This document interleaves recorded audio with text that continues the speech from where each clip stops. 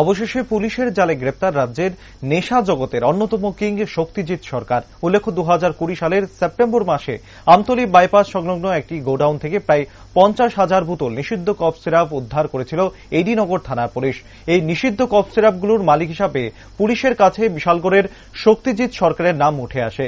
এই এডিনগর থানার পুলিশ সত্যজিৎ সরকারের আরো কয়েকজনের নামে এডিনগর থানার পুলিশের হাতে একটি এনডিপিএস মামলা নথিভুক্ত করে পুলিশ মামলার তদন্ত শুরু করে। কিন্তু ঘটনার পর থেকে অভিযুক্ত শক্তিজিৎ সরকার সহ অন্যান্যরা দীর্ঘদিন যাবৎ গা ঢাকা দিয়ে থাকায় পুলিশ কাউকে গ্রেপ্তার করতে পারেনি। পরে মামলাটি চলে যায় ক্রাইম ব্রাঞ্চের হাতে।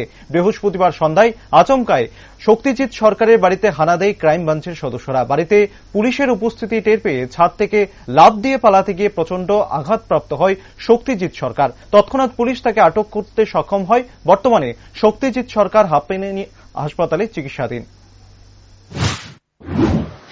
পেশেন্ট পার্টি শক্তিজিৎ সরকার নামে একজনকে নিয়ে এসছে পেশেন্ট পার্টি।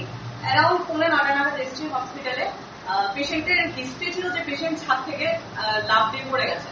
তো তার মধ্যে ইনজুরি ছিল, রাইট লেগে ইনজুরি ছিল, পাশাপাশি 2 হাতের মধ্যে ইনজুরি ছিল, ফেসে একটু ব্যান্ডেজ করা ছিল।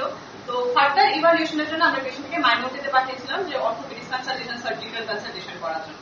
তারা বাকি অ্যাটেন্ডিং ডক্টরস এখানে আছে। তো আমরা আপাতত পেশেন্ট পার্টি ওনাকে ওই ছাদ থেকে লাফ দিয়ে পড়ে গেছে এই কমপ্লেইন নিয়ে তারা এসেছে। পুলিশ আসার পর পুলিশের সাথে কথা বলে আপনারা কি শুনতে পেরেছেন? না, পুলিশ আসার কারণ কি? এটা আপনি পুলিশ তো পরে এসেছে। পুলিশ পরে এসে ওরা বলছে নাকি যে উনি কিছু আসামি ছিলেন, তো ভাগার চেষ্টা করতে গিয়ে উনি পড়ে গেছেন ছাদের থেকে। আর আমরা তো মেইনলি পেশেন্টটাকে ট্রিটমেন্টটা দেখছিলাম, যেমন যে জায়গাতে ব্যথা পেয়েছে কি কি করা যেতে পারে বা কি ইনভেস্টিগেশন করতে লাগবে এগুলো দেখছিলাম আর কি। আর বাকি জামা নিয়ে তো দামদারিও করিনি আর কি। এবং পুলিশ এখন বলছে যে ও ছাদের থেকে পেশেন্টটা ভাগার সময় পড়ে গেছে। তাহলে আপনাদের এখানে কি তিনি পুলিশের হেফাজতে আছে? পুলিশ পরে এসে জানিয়েছেন যে উনি অলরেডি কোন একটা কেসের আন্ডারে ছিলেন।